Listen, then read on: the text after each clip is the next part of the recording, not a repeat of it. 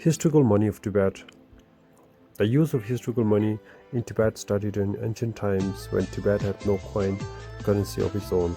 Bartering was common, gold was a medium of exchange, and shell money and stone beads were used for several small purchases.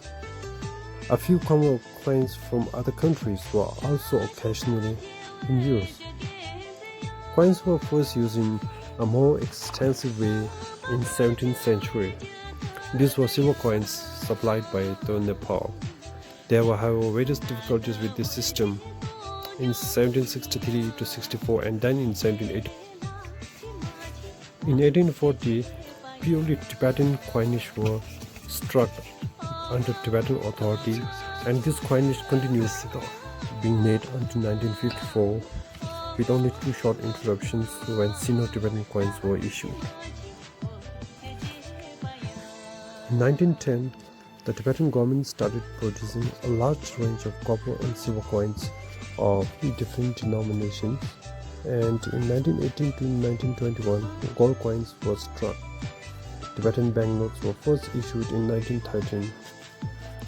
From 1955 to 59, no more Tibetan coins were created, although banknotes were still being printed. In ancient Tibet, the use of coins was insignificant. Tibet's main neighbors, India, Nepal, and China had their own coins since time immemorial. Ancient Tibet, however, had no locally struck coinage, although a certain number of coins from Nepal, Chinese Turkestan, and China had reached Tibet by way of trade or as donations to important monasteries. Some of these foreign coins may have entered circulation, but they did not develop into an important instrument for transaction in daily life because most of the trade within Tibet and also the foreign trade were carried out via barter. Except for the Sino-Tibetan coins, the early undated tangas of 18th century and the undated Gandhi Tanga issues, all Tibetan coins are inscribed with the cycle and the year in which they were struck. Each cycle comprises 60 years.